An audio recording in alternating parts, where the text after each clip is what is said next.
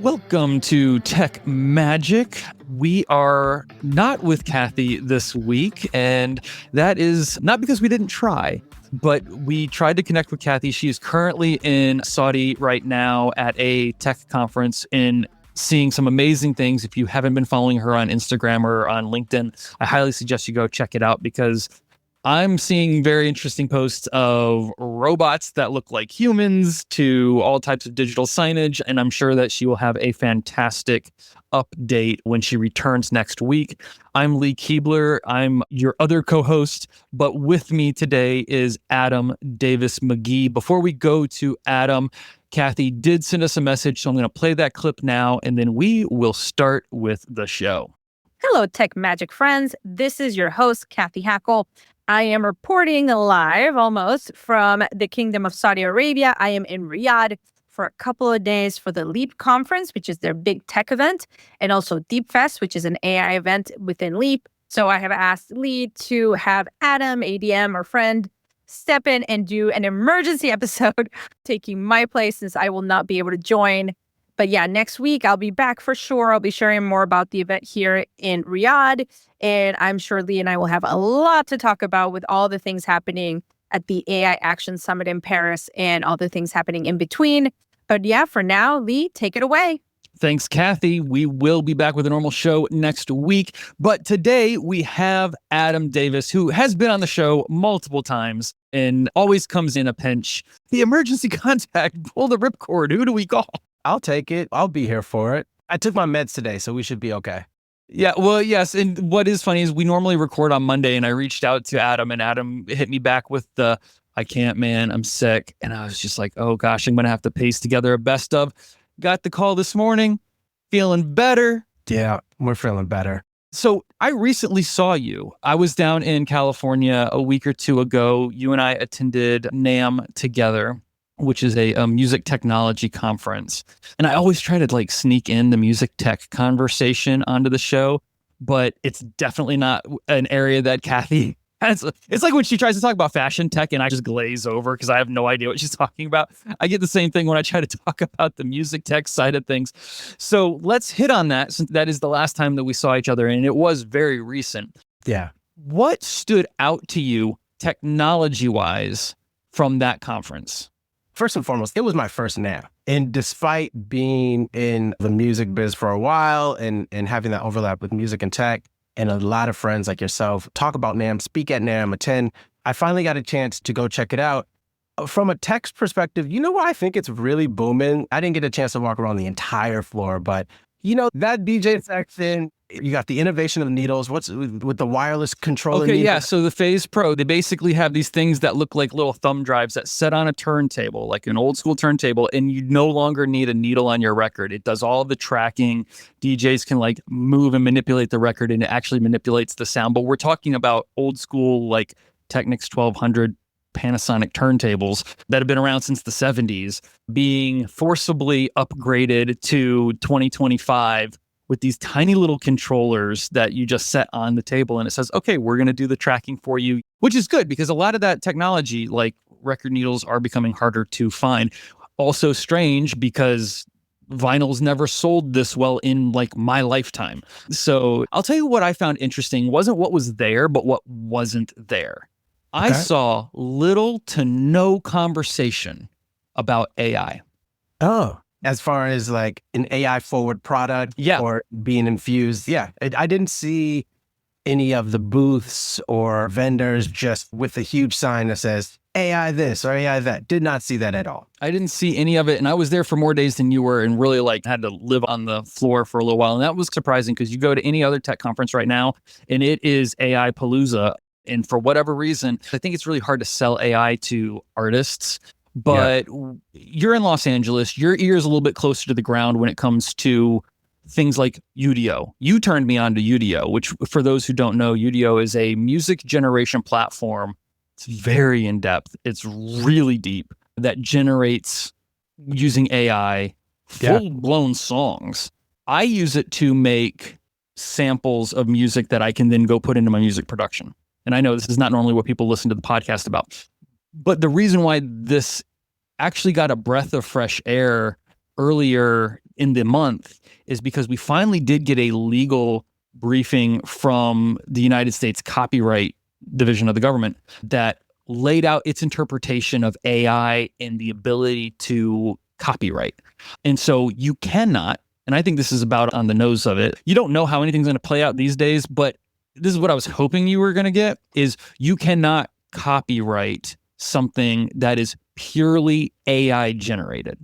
So I know that there was an AI company that was like actually trying to generate every possible chord progression. And they were trying to make the argument of, I can just AI generate all of these different chord progressions. And if I do that, then everyone's in breach of copyright law off of this one single piece of work, right? Going forward. So effectively, our current government says, no, you cannot copyright that. However, as a music producer, I can use an AI generative tool to generate something. And as long as I take that and I manipulate something significantly original out of it, that I actually can protect. But the actual sample itself cannot be protected. Now, what this means on the broader face of where data was scraped to be able to generate that chunk, that's still up for debate. And we're seeing articles coming out recently. There's a new investigation with Meta that they had actually scraped terabytes of literature and books so that it could generate its AI. I don't actually know legally how that's going to fall because Meta had direct access to a purchase license of all of these books. Maybe they did. That's going to have to come out as these new allegations.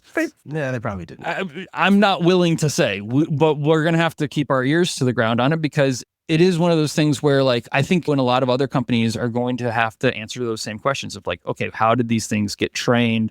Where did this information come from? It was void from NAM. It was very interesting. And I'm glad you brought up the copyright piece. I think it's a solid step for being able to protect the future creations and output. It's AI is a tool, as you all have talked about on this show before, and it's like a Photoshop on steroids. It's a tool. It's not a co-author. You just use it. But how we are able to use it within what parameters based on what it's been trained on, et cetera, still obviously a lot to go there. But I'm glad the Copyright Office was able to come to that decision. Yeah, it's a very interesting document. You can find it online. There was an entire PDF that was released on like the interpretation of copyright law based on the United States government when addressing the conversation of AI. Now, it is lengthy. It is a tome. It is a lot to read. It is a lot of legalese. And so I took that PDF and I dropped it in ChatGPT and I asked it for a summary. It worked. And I now own the entire code of the law. So if the government or ChatGPT, if anyone wants to use it, you got to give royalties to Lee. That's now, it. In a funny twist of fate, speaking of AI going into like this story, and I just find this wildly interesting, maybe not everybody who needs to be able to do exactly what I just did is going to be able to do it. New York State in particularly has decided that it was going to ban DeepSeek from government devices. For those who don't know, it is a competitor. This message comes from Jackson. Taxes aren't something you can only think about once a year. With investments, planning for tax day is year-round. Fortunately, Jackson offers tax-efficient products. Visit jackson.com for more information on how our products can make your tax bill a little bit less painful. Jackson is short for Jackson Financial Incorporated, Jackson National Life Insurance Company, Lansing, Michigan, and Jackson National Life Insurance Company of New York, Purchase, New York. Business is booming, but you know what really helped? Xero, the accounting platform for small businesses. I used to think spreadsheets were just part of it. Ugh. But real-time cash flow? Wow. Invoices that chase themselves? Even better. Books that automate?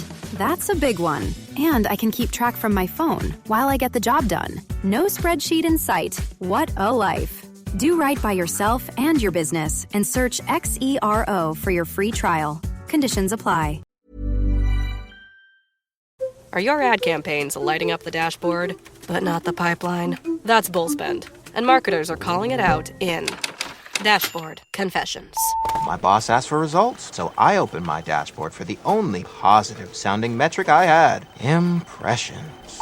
Cut the bull spend. See revenue, not just reach. LinkedIn delivers the highest return on ad spend of major ad networks. Advertise on LinkedIn. Spend $250 on your first campaign and get a $250 credit. Go to linkedin.com/campaign. Terms and conditions apply. That is wholly open sourced currently, developed in China. There is a available GitHub repo that anyone can look at, so we know what it's doing. Yes, there are definitely flaws in it. There's a lot of questions about its censorship in how it was built because of where it came from.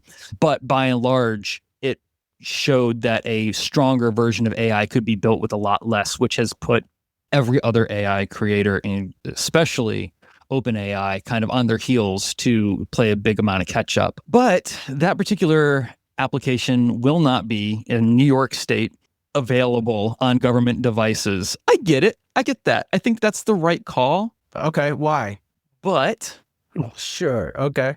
I think it's the right call for all of them. Government officials? Officials. Because you're a government official, you're doing official government business on a government device. There's bound to be information that needs to be protected. And in that process, I get not wanting to put DeepSeek on it, but I would hope you wouldn't put OpenAI on it or ChatGPT or any of these other private large company businesses. If it's a government device, I feel like it should, and maybe this is just me coming from, I don't know, common sense IT background. If it's got secrets, and why are you putting it in any of the other platforms? Yeah, it's probably not a good idea to link it to this entirely new AI large language model, offsite server. Like, it's just not a good idea. Granted, most government officials are probably just generating AI cover letters or something silly, but like, it's not even worth the risk. As an entity, it's smart to keep these off the government phones. Yeah, put it on your personal one. I don't care. That's fine, whatever. But yeah, that always struck me as like, okay, you're banning this, but shouldn't you think about? Well, that's the other thing too, man. It's just the whole banning of, like, the whole New York State banning DeepSeek. It's not. It should be banning other AI platforms, like you mentioned. It's just, it doesn't make a lot of sense to target China. And this, we're starting off the year with this trend of like banning these platforms. And it's just like, this is just getting tired real quick. But hey, people will learn. People will eventually learn. Will they though? No, Will they? Probably not. While we're on the AI trend, there was a really significant shift that even caught me off guard. I talked about this last week of ChatGPT got way better, way fast after DeepSeek came out. But developing on top of this, now there's a growing conversation that in a need to reduce their reliance on NVIDIA, which going into 2025 was the golden child of technology stocks. That was it. Even I was saying that. But because of DeepSeek being able to prove what could be done on less, now OpenAI is moving towards customizing their first chip design. Yeah. That is such a leap forward for a software-based company. Like, I guess they're not a software-based company because they have to have all the servers, blah, blah, blah. But like, for something that is interpreted as a software-based company, as former Intel, it is not an easy decision to go, yeah, we're going to make our own chips that can do this.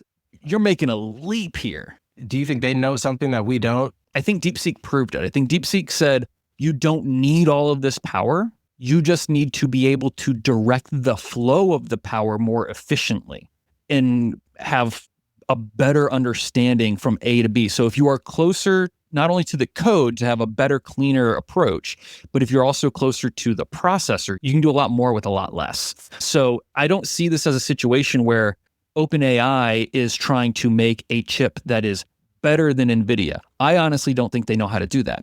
But they don't have to. They just need to make a chip that is designed for their purpose, as opposing to repurpose a design that is supposed to do everything. And that's a logically smart step. It is why Apple Silicon has such a great, impressive benchmark, because they took a step back and stepped away from the Intel design and said, okay, we're not going to go in this direction. If we make our own silicon, we can get it to specifically do exactly what we need. And we're seeing that play out. Apple desktops, Apple computers, laptops, from a power perspective, have never been better. They're absolutely fantastic. I still think that the current Mac Mini is probably one of the best Apple computers you could ever buy. just for the price and for the power that you're getting from it. And that wouldn't be possible without them taking a step back and say, we're going to make our own processor. It also lets them design their processors for a focus on Apple Intelligence, their AI product. That's been a rockier, bumpier road, and hopefully that gets shaped up here. But I think we're going to see this happen more. Yeah, that's what I was going to ask. Does this become a trend that we're going to see? Because now Microsoft and Meta have left NVIDIA. They've stopped depending on NVIDIA. That was what was interesting is NVIDIA took a really interesting approach. They make GPUs, right? They've never tried to make CPUs. It's always been about graphics processors. And so what they finally figured out is if you make a big enough GPU, you're basically making a CPU that's just living tangentially with a CPU inside the machine. So I don't even think NVIDIA necessarily set out to own the chip market, just they started making chips that were super powerful. The Bitcoin explosion of the 2013 era really proved that we weren't leveraging the concept of a GPU properly.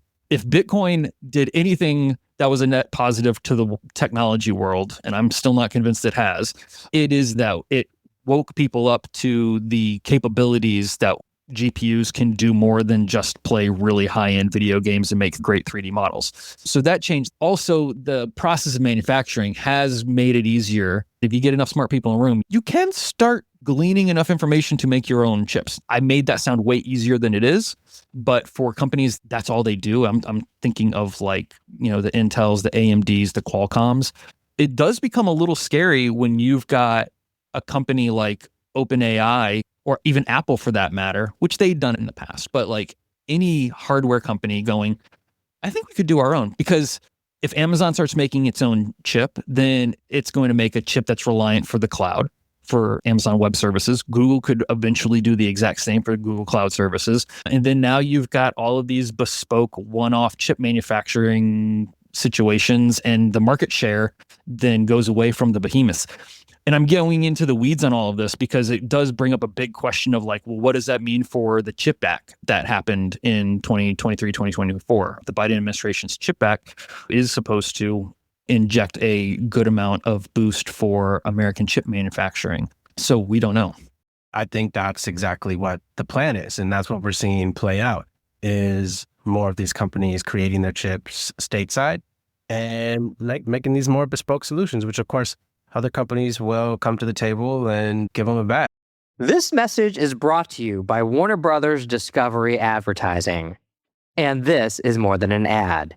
This is an invitation to be part of the stories the world can't stop watching, to connect with moments that dominate the conversation, to participate in culture, not just advertise around it. With the most sought-after IP, passionate audiences, and an advanced AI-powered foundation, WBD Advertising transforms attention into influence and impressions into outcomes. This is innovation. This is impact. This is opportunity. This is Warner Brothers Discovery Advertising. Visit advertising.wbd.com to learn more. Are your ad campaigns lighting up the dashboard, but not the pipeline? That's bullspend, and marketers are calling it out in Dashboard Confessions. My boss asked for results, so I opened my dashboard for the only positive-sounding metric I had: impressions. Cut the bullspend. See revenue, not just reach. LinkedIn delivers the highest return on ad spend of major ad networks. Advertise on LinkedIn. Spend $250 on your first campaign and get a $250 credit. Go to linkedin.com/campaign. Terms and conditions apply. Business is booming, but you know what really helped? Xero, the accounting platform for small businesses. I used to think unpaid bills were just part of it. Ugh. But batch payments? Wow.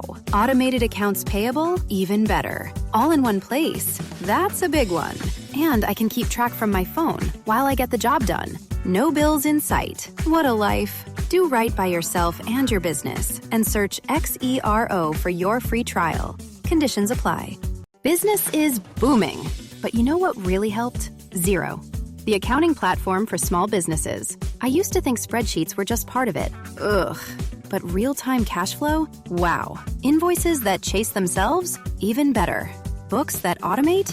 That's a big one. And I can keep track from my phone while I get the job done. No spreadsheet in sight. What a life. Do right by yourself and your business and search XERO for your free trial. Conditions apply. Not to go into a political tangent, I've had to say that on almost every show since the beginning of 2025. But if we do see a move towards tariffs in markets that manufacture these chips, we're going to have a stateside solution that starts making chips again. Now, thankfully, we have a long and deep history in making chips in this country, so we aren't completely out of luck. But that could be definitely a market bearing weight that we need to consider coming up. But that's not here or there. No one wants to hear me talk about chips. I want to make one update from last week. Last week, we talked briefly about Apple abandoning their AR video glasses project. This doesn't seem to be entirely true, but I don't have much more information on this. They're changing their direction, but the idea of doing glasses at Apple is not off the table. It has not been completely abandoned. So I'm just here reading the news. That's my correction. We will know more in the future, and when we do, I will update it. Translation, we're just going to let Orion do its thing in the market, and we'll watch. We'll watch. We'll see how that goes. We'll see what happens. Speaking of that market, Carmack, who was a part of Meta, who was a founder of Oculus before Meta purchased it, spoke up a little bit about the state of Horizon after Boz's statement on Horizon is in a make or break point in history. And he had some pretty blunt opinions, as Carmack always does. That's why I always like reading whatever he has to say, because he normally says the quiet parts out loud. And it very much was in the line of there needs to be a better understanding of what is important to the current user base for these things. And that is a big part of where Horizon, we're talking about the actual multiplayer platform, is struggling. Is like, yes, you can do this, but you're constantly doing things that like people are not asking for. And there are much better value turnarounds for purchases. Like, for those who don't know, Meta owns Beat Saber, which is one of, if not the most popular virtual reality game of all time, according to Carmack, who would know, has been a much better use case of a purchase and investment than where they currently stand with Horizon. So what does Horizon look like at the end of 2025? We don't know. I know they're going to make a big push this year, but I'm not necessarily sure that the users are there. There's been a lot of complaints for the store front. And honestly, these complaints are true. Like, their mobile application makes it very hard to search or find actual games that people want to pay to play and purchase, because there's been so much of an effort shifted over to trying to fix something that there hasn't been a big call for. So something is going to have to give. It's still the best headset on the market for the price. I don't think that's going away. It is still highly sought after. I'm keeping an eye out on when, and I don't know many other people who are saying this, but I'm keeping an eye out when the Switch 2 launches, because I've always said the biggest purchaser, consuming market for the Quest headset is the same person who's purchasing the Nintendo Switch. Sure. And when the Switch 2 comes out, there will be a moment where people have to ask themselves, okay, I've got $300. Am I going to buy the Switch 2, or I'm going to pull the trigger on the Quest? Has done pretty well in the last couple of years, but that's because the Switch came out in 2017. I think that there's a bearing market issue here, and when the Switch 2 comes out, it could very well become a problem for Quest headset sales if they don't start coming up with a game lineup that would entice people to want to play it. And I'm not convinced that's going to be Horizon, but I've been wrong before. The idea of the metaverse, there's a notion that the 2D space, like a Switch, right? Not a necessarily 3D mixed reality experience. But the metaverse, I think, is going to shift more onto that 2D piece. Like what Meta Horizons offers and the headset and all that, I feel like we're going to have to see some of that translate into the 2D kind of Nintendo Switch space if there's going to be some longevity.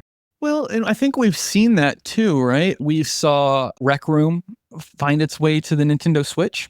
VR Chat, which has VR right in the name, is available for desktop PC gamers. It's available on mobile.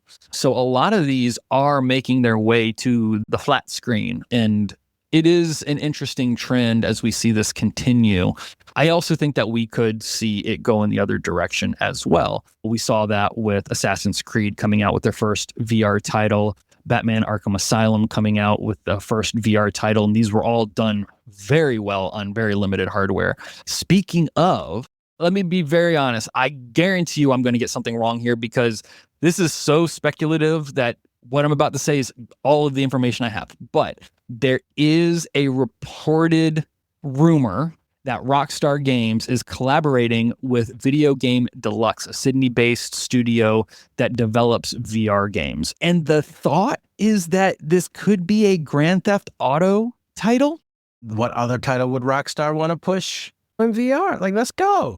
I think if it's not GTA, and I think it might not be GTA, this partnership does follow their previous collaboration, which was with LA Noire. Great game. And they did a VR collaboration here. It makes sense. Maybe that grows a little bit more. We don't know. And that's the end of the story. I don't have any more information other than Rockstar Games is reportedly collaborating with Video Game Deluxe. Is Rockstar also Rock Band? Do they do Rock Band? No, I don't even think Rock Band gets made anymore. But in VR, that would be pretty dope. In fact, in the DJ section of NAMM, that conference, I saw some like DJ stuff in VR, and I didn't get to try it, but it caught my attention. That's so 2010. Okay. That's cool though. That's all right. So I'm going to change gears here for a little bit because I absolutely am bent on talking about the story because I think that technology needs more of it. And it happens to come out of my hometown here in Portland, Oregon. Go Trailblazers. The Portland Trailblazers are the first professional sports team to feature one court's haptic display at all home games. And it happens to be powered by Ticketmaster. Ticketmaster does get a lot of flack. You can go read the drama all you want, but for free, as long as they have enough in stock, because these are things that you would basically check out when you go. One Court is a company that makes a haptic display for blind and low vision fans, where it's the shape of a court. It's a wide tablet, a rectangle tablet, and with your hand, you can actually feel a haptic feedback as you run your hand across the court so that low vision and blind people can keep up with where the ball is on the court while they're also listening to the game. And it's all in one device that is available for accessibility to the basketball game. I've been watching clips of people using this on their social medias, and it's so impressive. It is so cool and just absolutely shocking to watch their reaction to it, because I've never thought about what is it like to go to a basketball game if you can't see the game and you're constantly depicting what's going on. And so one of the things that stood out to one of the people who was using it was how fast the ball was actually traveling down the court. Wow. And it does. It goes across the court way faster than I think if you never saw it, you wouldn't think of it. But as those players got some large strides and they're quick, so that ball can go from point A to point B pretty quickly. Well, even just thinking about, there has never been a real-time data processing of a ball moving in a game. This is basketball, so that's obviously moving around. Probably a ball that's moving around in any given game the most is probably basketball, but that's an incredible innovation and leap right there, just to be able to follow. And the device, like you said, is a tablet sitting on your lap during the game. The hands are on the tablet. And I would be curious to know what that experience is like. It's a little bit bigger than like a Nintendo Switch. It does have some buttons for your control, I guess, for like volume and selection and things like that.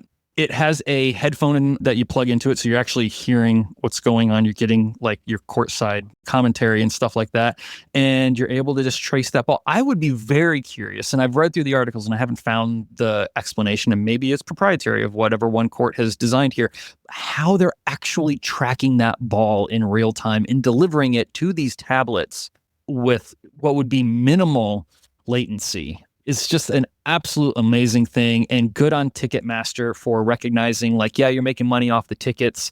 Here's a way to make it accessible to the fans. There's no charge for this if you qualify for it and they've got enough in stock, which I think they've got a pretty good collection. I've not heard of anyone not being able to get one. Yeah, it's something that blind and low vision fans can access to enjoy the game with everyone else. That's amazing. That is absolutely amazing. And shout out to One Court. I'm excited to see what else they do. Obviously, there's going to be some solutions for probably at home and people being able to leverage this technology at home. And you could just purchase one for a flat rate. And then it becomes like, how do you switch it from game to game? Because the court, like in Portland, and shout out to your city for being ahead on this, but it's like a basketball court. You're feeling it like a basketball court. But if you're at a baseball game or say a tennis match, obviously those devices are going to adjust accordingly. So it'll be really interesting to see how this space evolves with the at-home and the in-stadium experience. And it really surprises me that we're seeing it in a city that's not necessarily known for immersive tech. Those who know that like a lot of VR does come out of the Pacific Northwest, but it's just interesting that it's starting with the trailblazers, especially when you start seeing like larger sporting events. We just had the Super Bowl and that technology wasn't necessarily available. So I hope that it grows fast because I think those accessibility products are really important for the growth of any fan base, but we'll see how it is. Speaking of, did you see anything? We just had Super Bowl Sunday. Did you see anything that stood out? Because I didn't watch a ton of it. I'm one of those guys who like, I tune in for the halftime show and then walk away. And at halftime, it was like 0 to 1 billion points. So I definitely wasn't sticking. That's precisely the score. That was exactly. It was 0 to 1 billion. That was it. As far as ads go, it's funny because we were talking about OpenAI and chips.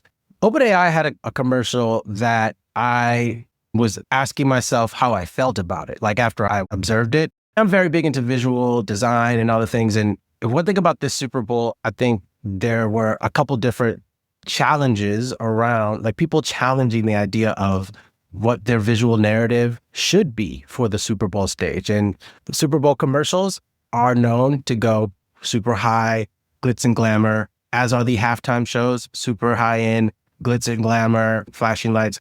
OpenAI's commercial was this black and white, monochromatic, very minimalistic kind of approach, showcasing how innovation over time across the human race has been, landing all the way up to now with artificial intelligence and really stamping ChatGPT, not OpenAI, but ChatGPT as like the new Google, if you will. And then Kendrick's halftime show, right? Like very minimal aesthetic, not super high end, glitz and glamored out. And there were a few other commercials and examples of just like being shot on iPhones, just very minimal kind of approaches. But it was interesting. That was something that stood out for me personally, just taking that in of you just never know what approach people might be taking nowadays. It's not always what you think or where it's going to come from. Well, that's true. I'm not a huge sports person, so I don't really follow the teams, but it was a good match with the skins and the touchdowns and the goals and all the things. With a sports ball. Whatever the sports ball is. Anything you got planned coming up before we head out? What are you working on? I am actually really excited about a very minimal side project that I've always wanted to take on. It's going back to my more 2D video routes, and I'm not going to name it out, but I'm excited to be working on it and getting it over the next 2 to 3 months, just really testing it out and creating something and building something very simple and not XR related and not immersive or interactive. But yeah, the coming week in general, I actually have a birthday, which is one of those things on paper. They tell me I'm something and I'm just like, are we sure that's correct? Taking some time out to enjoy another year around the sun. How about yourself? What do you got coming up? I'm writing. I'm in writing mode. I'm in music mode. I've been working really diligently in my music production. We've got a lot of things coming up. I'm preparing for a concert, a show that I'm putting on with the band that I play in called Cool Era at Treefort Music Festival in Boise, Idaho. I'm also keynoting their technology stage. I've got a really interesting talk for that, and it could not be more timely. So if you are going to Treefort Music Fest, make sure you come out to Hackfort and come to the keynote, because I've got a talk that is going to challenge you and rock your world. It should be a good time. And I'm sure that the 10 minutes I put at the end for questions and Q&A is going to get a little crazy. So put more time in. Did you know? Go ahead and go beyond 10 minutes. No, if you give them more 10 minutes, they start making good points. Yeah, that's true. I'd start losing arguments. Keep it at 10. Keep it tight.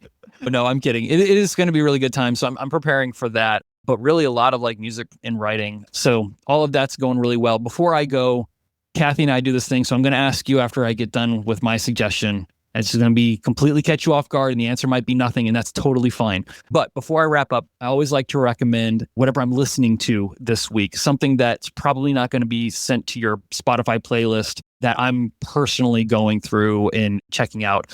And just because of this past week, for people who don't know, it was what we refer to in the music production world as J Dilla Day. J Dilla was a hip hop producer, and his birthday was on the 5th. And then he subsequently actually passed away on the 10th a couple of years ago. So I've been going back through a lot of his work, and I'm specifically listening to Donuts by J Dilla. This is a strictly instrumental piece.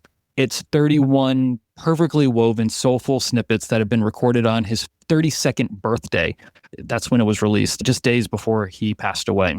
So if you're looking for something to just like have playing in the background, it works on that. But it's also a piece that you can listen to and actually get some like messages. The samples that he uses, this goes back to the whole UDO conversation and being able, like today, we're able to like make our own samples and make pretty much whatever music we want. But back when he was recording this album, he had to be very selective. So definitely an interesting album if you haven't checked it out. But then I would assume maybe you were like living under a rock, because it is a very popular album. But it is what I'm listening to this week. So I always like to pass it on, full of creative genius. So check it out. Great. Dilla Donuts. Let's go. Yes. So the question I always ask this to Cathy, is what are you reading? Oh, man. So I don't get the listening. All right. You don't get the listening. Doesn't have to be about tech. Is there something in your library you're like, this is what I'm reading right now. This is what I think people need to read. Yeah, no, totally. I got a recommendation called Dopamine Nation, and I haven't started it yet, but I do have it in front of me. It's by Dr. Anna, I want to say Limgay. I could be saying it totally wrong. But yeah, Dopamine Nation. And for me, there's definitely a much needed reflection period around my relationship with balance. And I think approaching my birthday, as I mentioned, the book is about finding balance in the age of indulgence. So we have all these things at our fingertips and our relationship with so many things, not just technology, but that's the things that trigger that dopamine hit in our brain. I think it's going to be a good read. I hear great things. That sounds like something a lot of people should read. I'll let you know how it is. Let me know how it is. All right, everyone. Well, thank you for tuning into Tech Magic, where we always invite you to come for the tech, stay for the magic. I'm Lee Kebler. Cathy Hackl will be back with us next week. A special thanks to Adam Davis-McGee for filling in and having a great conversation. And always a special thanks to Adweek for bringing this show to you. If you enjoyed today's episode, please leave us a review. Let us know your thoughts. We'd love to connect with you. You just search for Tech Magic, Cathy Hackl, or me, Lee Kebler, and you will find us. Adam, how can people find you? Up and Adam, UPN, ADM. There you go. All right. On all the socials and all of that? All the things. All right. Well, thank you, everybody, for listening. We will be back next week.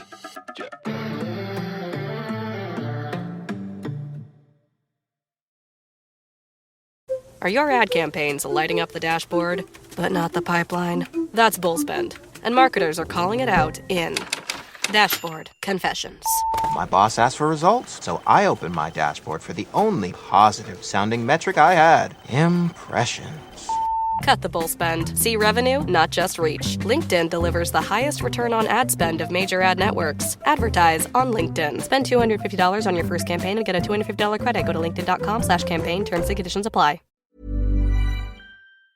This message comes from Jackson. Taxes aren't something you can only think about once a year. With investments, planning for tax day is year-round. Fortunately, Jackson offers tax-efficient products. Visit jackson.com for more information on how our products can make your tax bill a little bit less painful. Jackson is short for Jackson Financial Incorporated, Jackson National Life Insurance Company, Lansing, Michigan, and Jackson National Life Insurance Company of New York, Purchase, New York. Business is booming, but you know what really helped? Xero, the accounting platform for small businesses. I used to think unpaid bills were just part of it. Ugh. But batch payments? Wow. Automated accounts payable? Even better. All in one place. That's a big one. And I can keep track from my phone while I get the job done. No bills in sight. What a life. Do right by yourself and your business and search Xero for your free trial. Conditions apply.